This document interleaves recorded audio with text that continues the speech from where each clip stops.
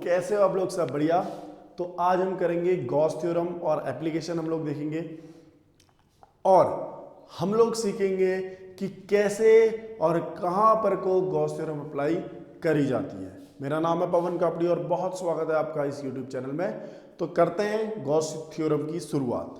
तो शुरुआत करने से पहले मैं आपको बच्चों बताना चाहूंगा कि हमारे पास एरिया एक स्केलर क्वांटिटी होती है। एरिया स्केलर क्वांटिटी होती है, सबको पता है, सिंपल। तो हम बात क्यों कर रहे हैं स्केलर होने की एरिया के? देखिए बच्चों, एरिया स्केलर क्वांटिटी होती है, लेकिन बहुत बार हमने उसको एज अ वेक्टर ट्रीट करना पड़ता है। और यहां पर भी इस चैप्टर में भी हम एरिया को एज अ वेक्टर ही ट्रीट करेंगे। समझ में आया? और उस एरिया को मैं बोलूंगा बच्चों एरिया वेक्टर। क्या बोलूंगा उसको? Area vector. क्लियर हुआ? देखिए जरा, ये अगर मेरे पास कोई एरिया है, ठीक है, ये अगर मेरे पास कोई एरिया है तो जो इसका एरिया वेक्टर होगा बच्चों वो कितना होगा? मैग्नीट्यूड और इसकी डायरेक्शन। डायरेक्शन जो होती है बच्चों इसकी हमेशा नॉर्मल होती है। हमेशा क्या होती है? नॉर्मल होती है, हमेशा परपेंडिकुलर होती है उस एरिया के। क्लियर हुआ? तो area is a scalar quantity, we know, but in many times we have to take area as a vector quantity। बहुत टाइम हमें एरिया को वेक्टर क्वांटिटी लेना पड़ता है, और यहां पर को क्यों लेना पड़ रहा है ये अभी हम देखेंगे। समझ में आया कि एरिया के अगर स्केलर होने से हमारे क्या नुकसान होता है इस गॉस थ्योरम में? ये हम आने वाले आगे लेक्चर्स में पढ़ेंगे। तो फिलहाल के लिए समझ लीजिए एरिया वेक्टर क्वांटिटी है, और उस एरिया की जो डायरेक्शन है हमेशा always perpendicular outward. Always perpendicular outwards. तो हमेशा एरिया जो रहेगा बच्चों वो किसी भी सरफेस के परपेंडिकुलर रहेगा और आउटवर्ड रहेगा, बाहर को रहेगा। समझ में आ गया? सो यहां पर को भी हमने कंसीडर किया एरिया को एज अ वेक्टर क्वांटिटी। तो देखते हैं, एरिया वेक्टर की बात ये हुई।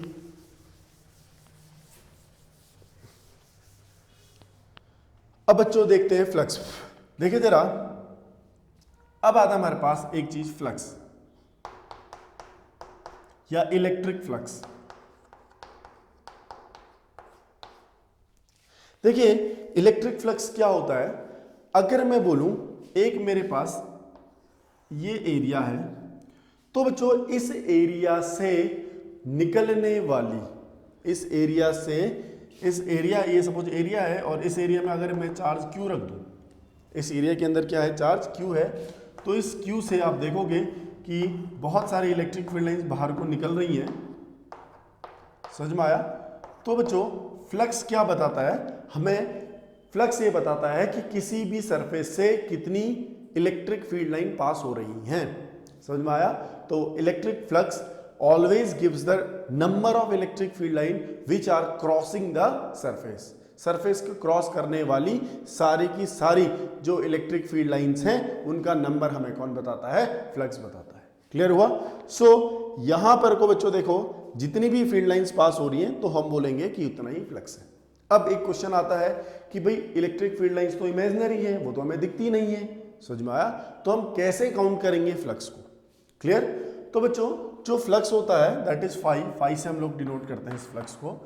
तो देखिए जरा, अगर हमें इलेक्ट्रिक फील्ड लाइंस दिख नहीं रही है तो हम कैसे काउंट करेंगे, कैसे बताएंगे कि इलेक्ट्रिक फील्ड लाइंस कितनी पास हो रही है? तो देखिए जरा, फ्लक्स का जो फॉर्मूला होता है that is dot product of electric field and area vector. जो एरिया वेक्टर होगा और जो इलेक्ट्रिक फील्ड होगा उसका डॉट प्रोडक्ट हम लोग क्या लेंगे बच्चों? फ्लक्स लेंगे। ठीक है?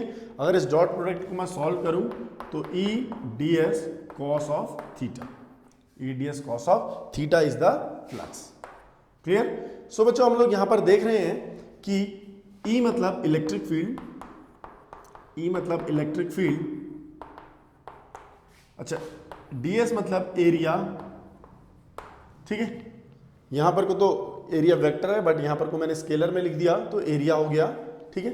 And this is flux.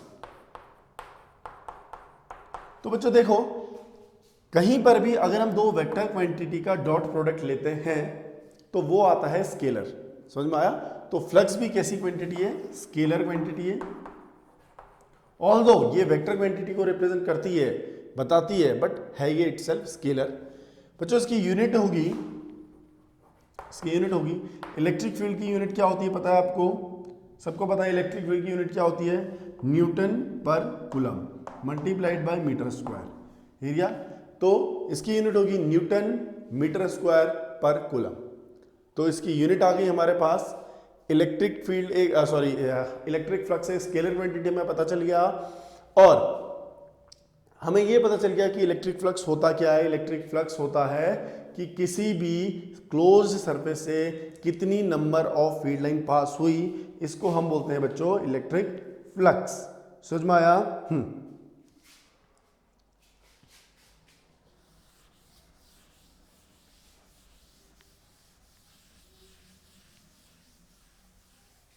देखिए अब एक चीज हम देखते हैं यहां पर को कुछ कंडीशंस में बनाता हूं। अगर बच्चों मेरा जो एरिया है वो ये है, ठीक है, अब इससे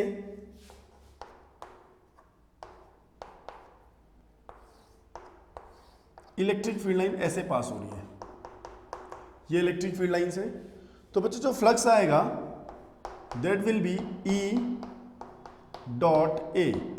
देखिए इसका इलेक्ट्रिक फील्ड इधर को है और इसका एरिया वेक्टर भी इधर को ही है। समझ में आया बच्चों? इलेक्ट्रिक फील्ड और एरिया वेक्टर पैरेलल है, तो यहां पर को थीटा क्या होगा, 0 होगा, और कॉस 0 होता है 1, so flux is E into A. Clear हुआ? ठीक है। सेकेंड केस में देखते हैं बच्चों हम लोग, जब हमारा ये एरिया कुछ ऐसा है और इलेक्ट्रिक फील्ड लाइन जो इससे पैरेलल है बच्चों, इलेक्ट्रिक फील्ड लाइन इससे क्या है, पैरेलल है। ये एक एरिया हो गया ए बी सी डी, और इलेक्ट्रिक फील्ड लाइन इससे पैरेलल है। तो यहां पर को इलेक्ट्रिक फ्लक्स कितना आएगा, देखिए जरा। सबसे पहले मैं एरिया वेक्टर ड्रॉ करूंगा परपेंडिकुलरली आउटवर्ड बाहर को, ये देखिए, तो थीटा हो गया 90 डिग्री, तो 90 हो गया, तो बच्चों फ्लक्स कितना आ गया, 0 आ गया, क्योंकि कॉस 90 होता है 0। तो जब भी इलेक्ट्रिक फील्ड लाइन पैरेलल होंगी किसी सरफेस के, तो वहां पर को कोई भी फ्लक्स नहीं होगा। क्यों नहीं होगा? क्योंकि एक्चुअल में जो फ्लक्स होता है वो होता है कि किसी सरफेस को कितनी फील्ड लाइंस कट कर रही है, कितनी फील्ड लाइन पास कर रही है। तो यहां पर कोई भी फील्ड लाइन पास नहीं कर रही, तो फ्लक्स विल बी 0। देखिए बच्चों, अगर मैं आपसे बोलूंगा यहां पर को let's say A B C D, यहां पर को इलेक्ट्रिक फील्ड लाइन ऐसे आ रही है, अंदर को जा रही है, मैं बोलूंगा यहां पर फ्लक्स कितना होगा, तो बच्चों देखो फ्लक्स क्या होता है। अब सबसे पहले मुझे एरिया वेक्टर ड्रॉ करना है। एरिया वेक्टर क्या होगा, परपेंडिकुलरली आउटवर्ड, ये बाहर को आएगा एरिया वेक्टर। सो यहां पर को जो एंगल होगा वो होगा 180, और cos 180 होता है बेटा -1, तो E इंटू ए यहां पर का फ्लक्स हो गया। इस केस में जो फ्लक्स आएगा E इंटू ए आएगा। क्लियर हुआ? समझ में आया? तो यहां पर हमने फ्लक्स देखा था 3 अलग अलग सिचुएशन में, 1, 2 और 3, कहां पर को फ्लक्स कितना आ रहा है। ये एक जनरलाइज केस था, ये स्पेशल केस थे, खैर जनरलाइज केस तो नहीं था, स्पेशल केस थे। इस जनरलाइज केस के ये स्पेशल केस थे। देखिए बच्चों, अगर मैं आपसे बोलूं मेरे पास एक सरफेस है, इससे इलेक्ट्रिक फील्ड पास हो रहा है, देखिए इलेक्ट्रिक फील्ड बना देता है, और ये सरफेस है, एक छोटी सी सरफेस है, ds सरफेस है। इस सरफेस का जो एरिया वेक्टर है, या एरिया वेक्टर ये रहा ds। क्लियर हुआ? तो बच्चों यहां से पास होने वाला जो फ्लक्स आएगा वो कितना आएगा, फाई इज इक्वल टू,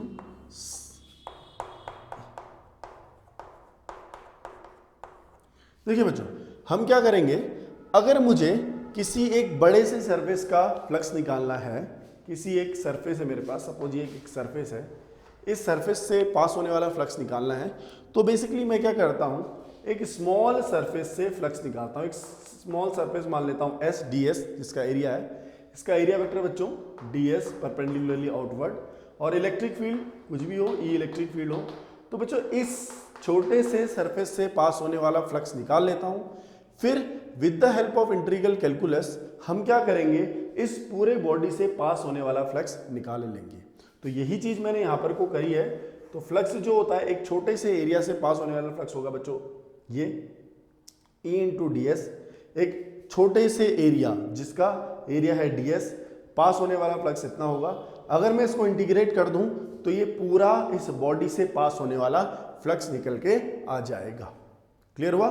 सो हम यहां पर को बोलेंगे बच्चों, ये फ्लक्स क्या है, इलेक्ट्रिक फ्लक्स की जो नई डेफिनेशन आएगी, इट इज द, बच्चों इसको बोलते हैं, ये पूरे सरफेस में हो रहा है तो सरफेस इंटीग्रल। क्या है? सरफेस है इंटीग्रल। ये है बच्चों सरफेस इंटीग्रल। तो हम क्या बोलेंगे, electric flux is defined as the surface integral of electric field lines. समझ में आया? हमने इस पूरे सरफेस को इंटीग्रेट कर दिया तो surface integral of electric field line is known, electric field is known as flux. समझ में आया? तो फ्लक्स क्या होगा? Flux is defined as surface integral of electric field passing through an area. Clear? So ये रहा हमारे पास एक फ्लक्स की नई डेफिनेशन। ये डेफिनेशन आप लोग देखोगे, ठीक है। और हमने 3 केस अभी करे। तीन केस में क्या था? एक केस में था थीटा, जब एंगल 90 था, बच्चों देखा होगा हमने, जब वो व्हेन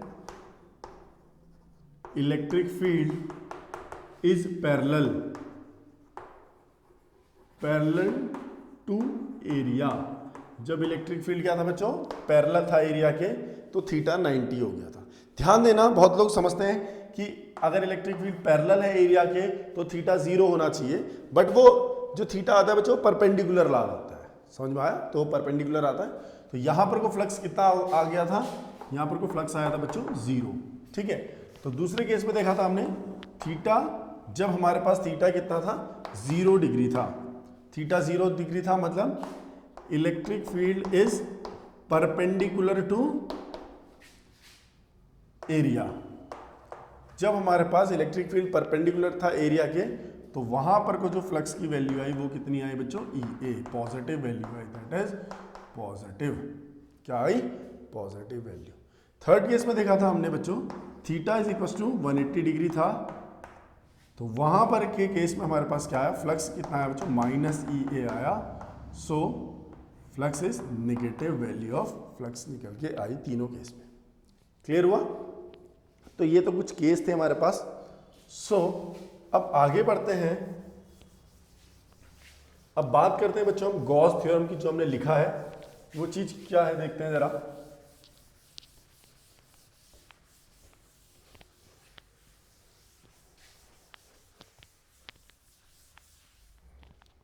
तो ये बच्चों गॉस थ्योरम क्या है? गॉस थ्योरम ये बोलती है कि अगर आपके पास कोई क्लोज्ड सरफेस है, बच्चों हमारे पास क्या है? क्लोज्ड सरफेस है, और इस क्लोज्ड सरफेस में कोई चार्ज है अंदर Q। इस क्लोज्ड सरफेस के अंदर कोई चार्ज कितना है? Q है। ठीक है।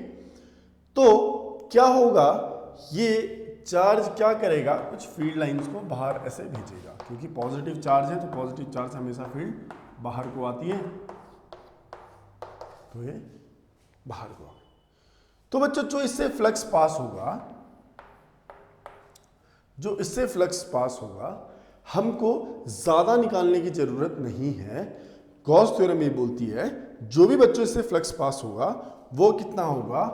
1/ε0 times 1/ε0 times total charge inside the body. इस बॉडी के अंदर जितना टोटल चार्ज है, अगर हम उसका ε0 टाइम्स दे दें तो फ्लक्स भी इतना ही होगा। समझ में आया? तो इस थ्योरम को मैं यहां पर को लिख सकता हूं, साइक्लिक इंटीग्रेशन ऑफ E.ds, ये हमने किया था, इज इक्वल टू Q/ε0। तो ये होती है बच्चों गॉस थ्योरम। तो गॉस थ्योरम क्या कहती है बच्चों? गॉस थ्योरम ये बोलती है द सरफेस इंटीग्रल ऑफ, देखिए सरफेस इंटीग्रल कर रहे हैं हम, the surface integral of flux passing through a closed surface is 1/ε0 times total charge inside the body। total charge inside the body। Clear हुआ? तो ये होती है गॉस थ्योरम। मतलब अगर आपको कहीं पर भी गॉस थ्योरम लगानी है फ्लक्स निकालने के लिए, तो हमने क्या करना है? सीधे क्या कर देना बच्चों? जितना भी चार्ज उस बॉडी के अंदर है उसको डिवाइड कर देना ε0 से। ठीक है। और एक क्वेश्चन और बनता है बच्चों इससे कि पूछता है क्वेश्चन में कि गॉस थ्योरम का यूज क्या है। बच्चों गॉस थ्योरम का यूज फ्लक्स निकालना नहीं है, गॉस थ्योरम का यूज जो है इलेक्ट्रिक फील्ड निकालना है। समझ में आया? थोड़ी सी ये बात अभी समझ में नहीं आ रही होगी, बट जब हम एप्लीकेशंस देखेंगे गॉस थ्योरम के तो वहां पर को हम लोग गॉस थ्योरम की हेल्प से डिफरेंट जगहों पर क्या निकालेंगे, इलेक्ट्रिक फील्ड निकालेंगे। समझ में आया? चाहे मेरा चार्ज किसी लेंथ के अलोंग डिस्ट्रीब्यूट हो या किसी स्फीयर के अलोंग डिस्ट्रीब्यूट हो, एरिया में डिस्ट्रीब्यूट हो या किसी वॉल्यूम में डिस्ट्रीब्यूट हो, तो वहां पर को हम लोग क्या निकालेंगे, वहां पर को हम निकालेंगे इलेक्ट्रिक फील्ड। समझ में आ गया? तो ये हमारा गॉस थ्योरम थी। इस गॉस थ्योरम का जो स्टेटमेंट होता है ये भी मैं लिखा दे रहा हूं। देखिए बच्चों, the surface integral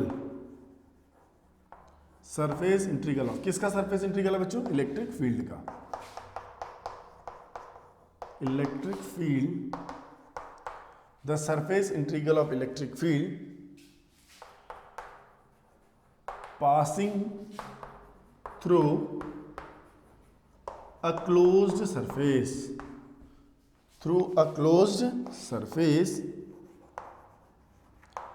is 1 by epsilon naught times the total charge inside the surface। समझ में आया? तो आपको क्या करना है, आपने कहीं पर भी गॉस थ्योरम लगानी है तो वहां पर को टोटल चार्ज देख लेना है और उसका 1 by epsilon not times, total charge का एप्सिलॉन नॉट टाइम्स कर दो तो कितना निकल के आ जाएगा, फ्लक्स निकल के आ जाएगा। सिंपल सी चीज है। क्लियर है? तो आगे बढ़ते हैं हम।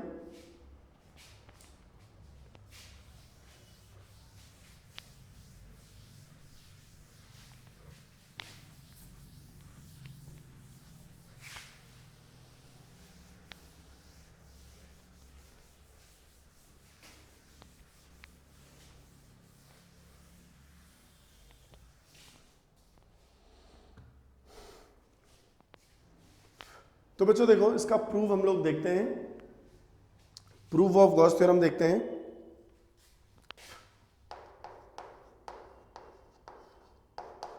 देखिए जरा, एक स्फीयर मान लेते हैं बच्चों जिसकी रेडियस है r। इसकी रेडियस क्या है? r है। इस स्फीयर के अंदर बच्चों चार्ज है मेरा q। स्फीयर के अंदर चार्ज कितना है? q है। तो यहां पर को मैं निकालता हूं फ्लक्स। यहां से स्टार्ट करते हैं। मैं निकालता हूं बच्चों फ्लक्स। इसके पहले लिखेंगे let a sphere of radius r having charge q the electric flux passing through the sphere is, कितना होगा बच्चों जो इलेक्ट्रिक फ्लक्स इस स्फीयर से पास होगा, that is E dot ds। क्या करेंगे बच्चों, एक स्मॉल से एरिया से हम लोग फ्लक्स निकालेंगे। ठीक है, इस स्मॉल से एरिया से फ्लक्स निकालेंगे। उसके बाद with help of integral calculus हम लोग इस पूरे स्फीयर के लिए फ्लक्स निकाल लेंगे। तो बच्चों इतने छोटे से एरिया में जो एरिया वेक्टर आएगा दैट विल बी परपेंडिकुलर। कितना होगा बच्चों? परपेंडिकुलर आउटवर्ड होगा। और इलेक्ट्रिक जो फ्लक्स होगा, इलेक्ट्रिक जो फील्ड होगा वो भी बाहर को ही होगा ऐसे, क्योंकि परपेंडिकुलर होता है किसी भी चार्ज से जो इलेक्ट्रिक फील्ड निकलता है, पॉइंट चार्ज से परपेंडिकुलर होता है। सो बच्चों ई D S cos of 0 degree. Cos 0 क्यों हुआ? क्योंकि दोनों बाहर को हैं। अब यहां देख लीजिए, अगर मैं ई लिखूंगा, इलेक्ट्रिक फील्ड जो वेक्टर है दैट इज ई, इसका बाहर को है इसकी direction r cap, r direction पे। ऐसे ही बच्चों जो डी एस है, इस डी एस ये भी बाहर को ही है एन कैप। ठीक है, जब इनका मैं डॉट प्रोडक्ट करता हूँ ई डॉट डी एस में करता हूँ तो कितना आएगा? ई डी एस यहाँ पर को आएगा बच्चों r cap dot n cap. अब दोनों ही सेम डायरेक्शन में, तो इन दोनों में कॉस कितना हो गया? A B cos theta. तो यहाँ पर को निकल के आएगा ई डी एस, ये 1 हो जाएगा बच्चों। सो यहाँ पर देख लीजिए आप, सेम यही चीज़ है। ई डी एस कर दिया मैंने, E cyclic integration of D S. बच्चों ई को मैंने बाहर ले लिया, क्यों ले लिया? क्योंकि हर वो पॉइंट में इस चार्ज से हर पॉइंट पे जो कि r डिस्टेंस पे r डिस्टेंस इलेक्ट्रिक फील्ड की वैल्यू सेम होगी। और कितनी होगी इलेक्ट्रिक फील्ड की वैल्यू आपको पता है, इलेक्ट्रिक फील्ड की जो वैल्यू होगी वी नो हमने पढ़ा है electric field, we know electric field due to charge q at distance r is कितनी होगी बच्चों, E is equal to 1/4πε0 Q divided by r square. ये होती है इलेक्ट्रिक फील्ड की वैल्यू, हमें पता है ये, ठीक है, इतनी इलेक्ट्रिक फील्ड की वैल्यू होती है। तो यहां पर को E को हम इससे रिप्लेस कर देंगे बच्चों। देखो phi is equal to E जो आएगा Q/4πε0 r स्क्वायर आएगा। अब देखिए integration of ds, integration of ds मतलब पूरे स्फीयर का एरिया। इस स्फीयर का जो एरिया होता है बच्चों कितना होता है आपको सबको पता है, 4πr²। तो 4πr² get cancelled with this, so phi is equal to बच्चे यहां से क्या आ गया, Q/ε0। ये आ गया मेरा जो प्रूव है कि ये जो होगा, ये जो चीज होगी, फ्लक्स जो होगा E डॉट डी एस जो होगा वो Q/ε0 के बराबर होगा। और यहां पर को बच्चों जो Q क्या है, ये जो Q है that is total charge inside the sphere. इस स्फीयर के अंदर का टोटल चार्ज कितना है बच्चों, Q है। क्लियर हुआ? तो यह से हमें ये प्रूफ होता है कि गॉस थ्योरम ये है। क्लियर? सो अब हम आगे बढ़ते हैं। अब देखते हैं कि क्या इस गॉस थ्योरम का एप्लीकेशन है, क्या इस गॉस थ्योरम का यूज है। जरा देखिए, इसको करने से पहले कुछ एक न्यूमेरिकल लेते हैं।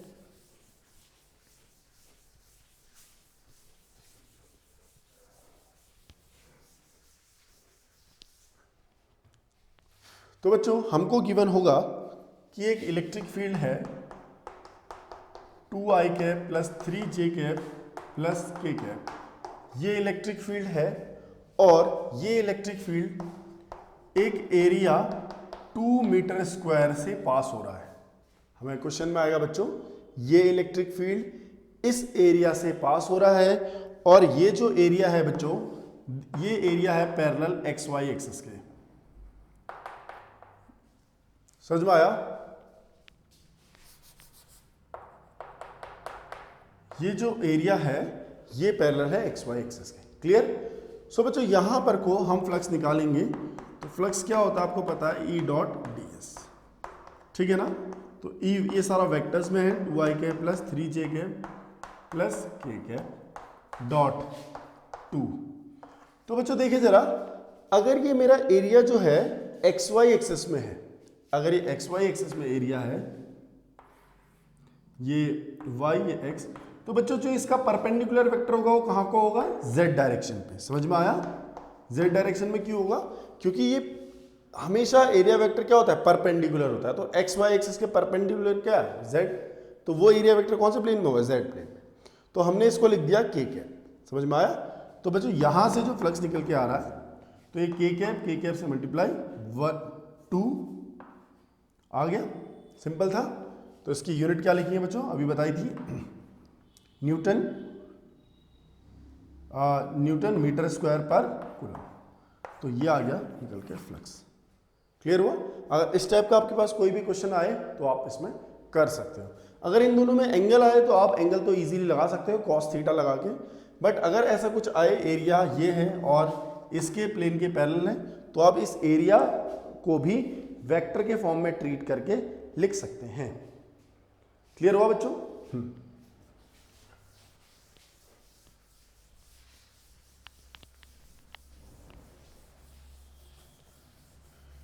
तो बहुत बार बच्चों इसमें एक और क्वेश्चन बनता है। वो क्वेश्चन क्या है जरा देखते हैं। वो ये क्वेश्चन है बच्चों, एनसीईआरटी का क्वेश्चन है। मैं आपको क्वेश्चन तो मैं पूरा लिखा नहीं सकता यहां पे को, मैं बस बता देता हूं क्वेश्चन क्या है। एक सिलेंडर है बच्चों, इलेक्ट्रिक फील्ड जो है पॉजिटिव एक्स एक्सेस में है,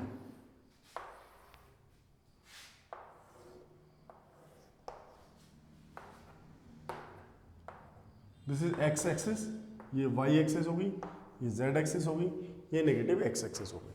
समझ में आया? तो बच्चों जो इसमें इलेक्ट्रिक फील्ड है और ये 20 सेंटीमीटर का है, तो 10 इधर को होगा, 10 इधर को होगा, ठीक है।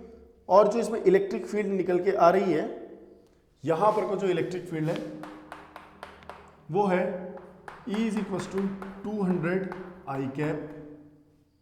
यहां पर को जो इलेक्ट्रिक फील्ड है बच्चों वो है -200 आई कैप, ठीक है। जो इलेक्ट्रिक फील्ड की वैल्यू है मैंने आपको बता दी। और आपसे पूछा गया है बच्चों what is the net output flux from each flat face. हमें हर फ्लैट फेस से इलेक्ट्रिक फ्लक्स की वैल्यू निकालनी है। और बच्चों इसमें जो रेडियस है, इसकी जो रेडियस है वो है बच्चों 5 सेंटीमीटर। इसकी जो रेडियस है बच्चों वो है 5 सेंटीमीटर, ठीक है। तो ध्यान से देखेंगे इस क्वेश्चन में कैसे हम कर सकते हैं। तो ये एनसीईआरटी का क्वेश्चन, आप लोग पहले क्वेश्चन देखिए, फिर उसके बाद यहां से सॉल्यूशन निकालिए।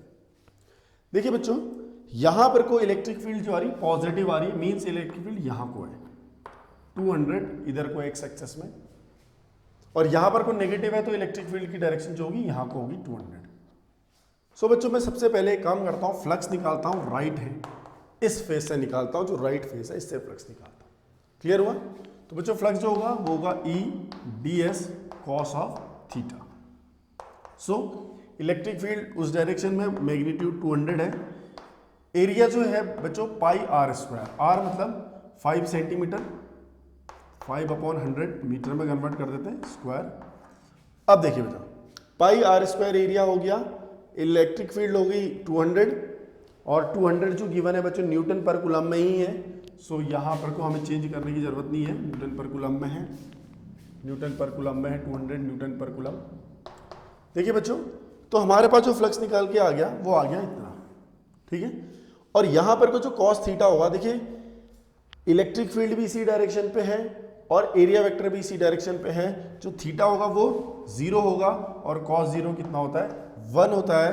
तो इसका जो अगर आप इसको मल्टीप्लाई करेंगे तो यहां पर से जो आंसर आ जाएगा that is plus 1.57 newton metre square per coulomb. देखिए ये निकल के आ गया फ्लक्स।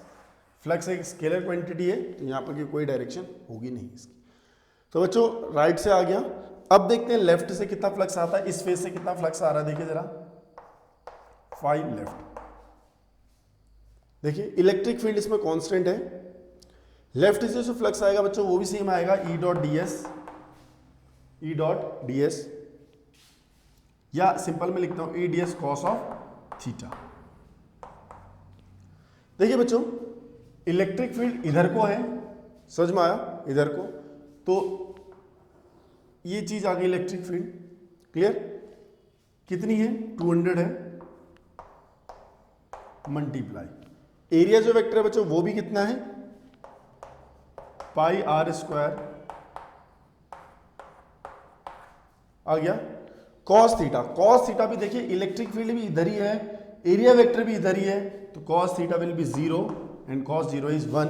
तो यहां पर से भी सेम जो इलेक्ट्रिक फील्ड निकल के आ गई वो आ गई plus 1.57 newton metre square per coulomb. ये इलेक्ट्रिक फील्ड निकल के आ गई लेफ्ट फेस से भी। समझ में आया? कुछ बच्चे ये सोच रहे होंगे कि हमने यहाँ पर कोई इलेक्ट्रिक फील्ड नेगेटिव थी, नेगेटिव में लेना चाहिए था। देखिए अगर आप इलेक्ट्रिक फील्ड को नेगेटिव में लेते हैं तो एरिया वेक्टर भी नेगेटिव में लीजिए, तो नेगेटिव नेगेटिव ऑलरेडी पॉजिटिव में कन्वर्ट हो जाएगा। क्लियर हुआ? अदरवाइज आप ऐसे लीजिए, सेम कोई परेशानी वाली बात नहीं है। क्लियर हुआ? ये नेगेटिव जनरली इधर इस एक्सेस को डिनोट कर रहा है, नेगेटिव एक्सेस को। सो हमारे पास बच्चों आ गया फ्लक्स राइट का लेफ्ट का। अब अगर आपसे कोई पूछेगा इस रीजन का फ्लक्स, जो इसका एक कर्व सरफेस है, ये कर्व सरफेस है, इसका फ्लक्स, देखिए यहां पर को फ्लक्स कैसे निकलेगा। यहां पर को सबसे पहले इस रीजन का जो फ्लक्स निकलेगा बच्चों, ये जो कर्व वाला रीजन है, इसका फ्लक्स हमने निकालना है। तो एरिया वेक्टर जो ड्रॉ होगा वो ऐसा कुछ परपेंडिकुलर होगा ऊपर को, ठीक है, परपेंडिकुलरली आउटवर्ड। और इलेक्ट्रिक फील्ड या तो इधर है या तो इधर है, तो थीटा हमेशा कितना होगा बच्चों, 90 डिग्री होगा। अगर हम cos 90 देखेंगे तो कितना आएगा, 0 आएगा। So electric flux from the surface will be 0। तो इस कर्व सरफेस से कोई भी फ्लक्स पास नहीं होगा। आप ऐसे भी समझ सकते हैं कि फ्लक्स का मतलब क्या है, इलेक्ट्रिक फील्ड लाइन का कट करना, किसी भी सरफेस को अंदर निकालना या बाहर निकालना। तो यहां पर से तो कोई फ्लक्स इलेक्ट्रिक फील्ड पास ही नहीं हो रही। इलेक्ट्रिक फील्ड लाइन तो या तो इस यहां से जा रही है या तो यहां से जा रही है, ऊपर नीचे से तो कोई नहीं जा रही। समझ में आया? तो flux from surface will be 0। तो इस सरफेस से जो फ्लक्स पास होगा बच्चों वो कितना होगा, 0। कोई फ्लक्स पास नहीं होगा इस सरफेस से, ठीक है। तो और देखते हैं थोड़ा सा।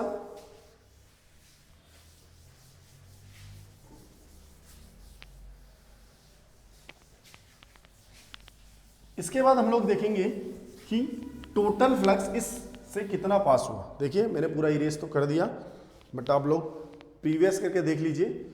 जो टोटल फ्लक्स पास होगा बच्चों, टोटल फ्लक्स जो होगा, flux from right plus flux from left plus flux from surface, यही तो होगा। राइट से पास होने वाला, लेफ्ट से पास होने वाला और सरफेस से पास होने वाला। तो ये बच्चा था 1.57, ये भी था 1.57 और ये था 0। तो यहां पर को निकल के आ जाएगा 2.14, नहीं 3.14 टोटल फ्लक्स जो आएगा 3.14 Newton metre square per coulomb. तो हमारे पास ये आ गया बच्चों टोटल फ्लक्स। अब हमें नेक्स्ट चीज क्या निकालनी है बच्चों, इसमें हमने निकालना है टोटल चार्ज। तो टोटल चार्ज कितना होगा, उस जो हमारा सिलेंडर बनाया था उसके अंदर टोटल चार्ज निकालो। तो बच्चों हम लोग गॉस थ्योरम का यूज करेंगे। तो गॉस थ्योरम क्या कहती है, फाई इक्वल टू क्या होता है बच्चे, Q total divided by epsilon not. देखिए बच्चों हम सेम ऐसा ही यहां पर को क्या है, एक क्यूब है हमारे पास,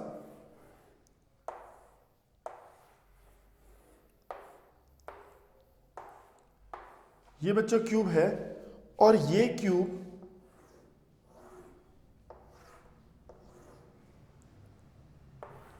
यहां से ए डिस्टेंस में है और इसकी साइड्स भी ए है बच्चों, इसकी साइड्स भी कितनी है, ए है।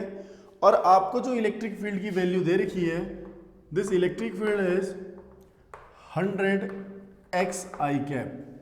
इसमें जो बच्चों इलेक्ट्रिक फील्ड है वो कितनी है, 100 एक्स आई कैप।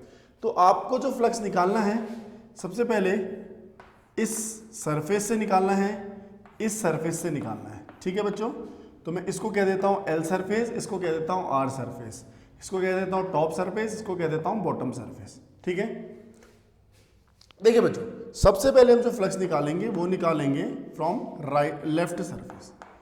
अगर मैं लेफ्ट सरफेस से फ्लक्स निकालता हूं तो मुझे चाहिए E A cos of theta, E A cos of theta. तो यहां पर देखेंगे ई कितना है, यहां पे को बच्चों ई है ये, ठीक है, बट इसमें एक्स का टर्म आ रहा है। दैट मीन्स कि जो इलेक्ट्रिक फील्ड है वो एक्स के साथ क्या कर रही है, वेरी कर रही है। अलग अलग जगह यहाँ पे इलेक्ट्रिक फील्ड अलग होगी, इधर पर अलग होगी, इधर पर अलग होगी, इधर पर अलग हुई, यहाँ पे अलग होगी। समझ में आया? वो एक्स के साथ क्या कर रही है, वेरी कर रही है। क्लियर? तो बच्चों यहाँ पर देखते हैं एल वाले फेस में यहाँ पर को एक्स की वैल्यू कितनी होगी। बच्चों देखो एक्स की वैल्यू यहाँ से यहाँ तक है ए, क्योंकि ये जो फेस है ओरिजिन से, दिस इज एक्स एक्सिस, ये वाई एक्सिस है बच्चों, ये जेड एक्सिस है। तो यहाँ से लेकर यहाँ तक जो डिस्टेंस है ए है, तो हम यहाँ पर लिखेंगे 100 एक्स की जगह ए मल्टीप्लाई एरिया।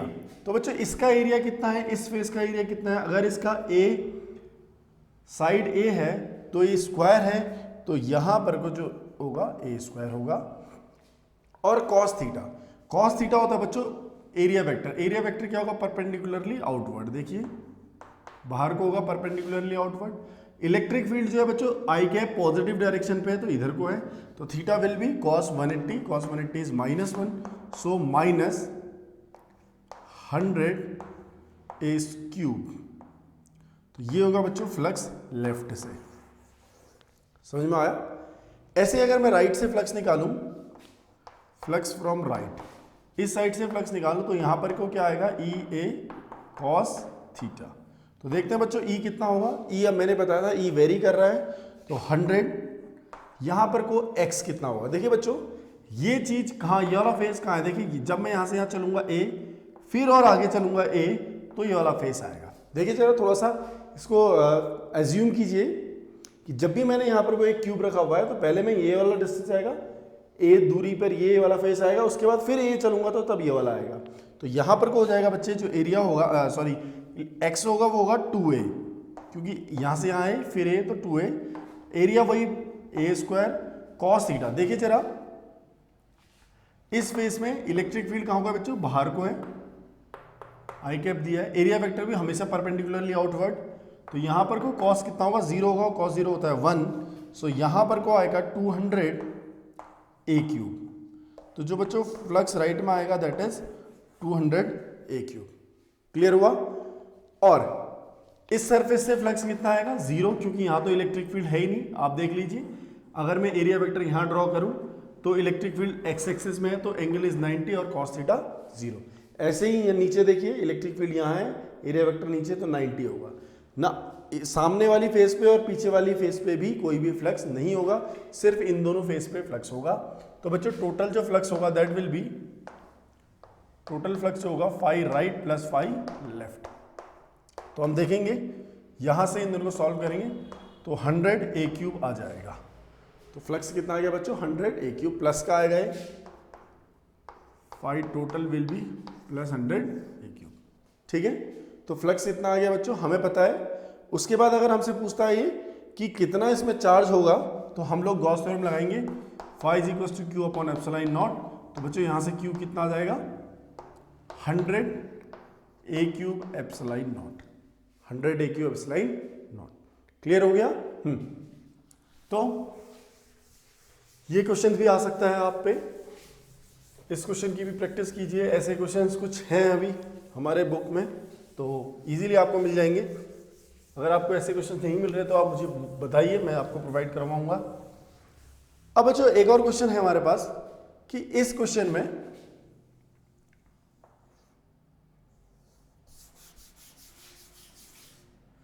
देखिए बच्चों, इस क्वेश्चन में हमारे पास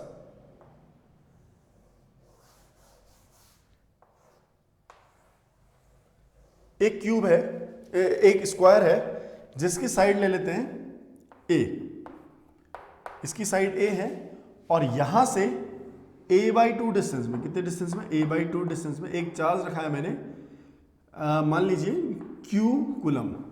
ठीक है, Q कूलम का एक चार्ज रखा है। तो बच्चों पूछा है इस ABCD से कितना फ्लक्स पास होगा, इस ABCD से कितना फ्लक्स पास होगा।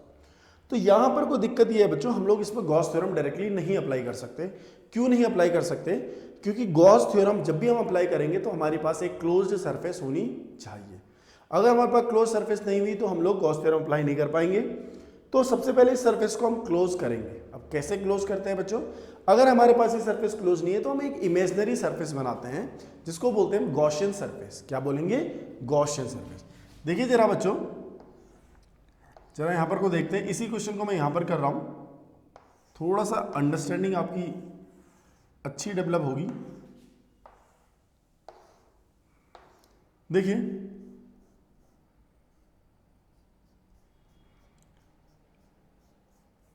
ये मेरे पास एक स्क्वायर, एक क्यूब था, सॉरी स्क्वायर था, ये वो है वो स्क्वायर, ये देखिए ABCD। देखिए ये स्क्वायर था, तो इस स्क्वायर से a/2 डिस्टेंस में, कहाँ पे, a/2 डिस्टेंस में क्यू चार्ज रखा हुआ था, और ये था a का। तो मैंने इसका एक स्क्वायर, एक क्यूब बना लिया बच्चों, एक इमेजिनरी क्यूब बनाया। और ये इमेजिनरी क्यूब क्या होता है, गॉसियन सरफेस बोलते हैं, पूरी सरफेस है गॉसियन सरफेस है। ठीक है, जहां पर को भी हमने कूलम्स लॉ, सॉरी हमने गॉस लॉ लगाना है, वहां पर कोई क्लोज सरफेस होनी चाहिए। अगर क्लोज सरफेस नहीं है तो हम लोग बनाएंगे उस क्लोज सरफेस को। ठीक है, और उसको बोलेंगे हम लोग गॉसियन सरफेस। तो हमने एक गॉसियन सरफेस बनाई बच्चों। अब हम इसमें गॉस थ्योरम लगा सकते हैं। तो गॉस थ्योरम लगेगी तो फाई कितना आएगा बच्चों, Q/ε0। समझ में आया। तो इसका मतलब क्या है, इस पूरे सरफेस से, देखिए इस पूरी सरफेस से कितना फ्लक्स पास हो रहा है, इतना फ्लक्स पास हो रहा है। समझ में आया? तो क्या हमें, ये टोटल फ्लक्स है बच्चों, तो क्या हमें टोटल फ्लक्स चाहिए क्या? हमें तो सिर्फ इस सरफेस से पास होने वाला, इस सरफेस से पास होने वाला फ्लक्स रिक्वायर्ड है। समझ में आया?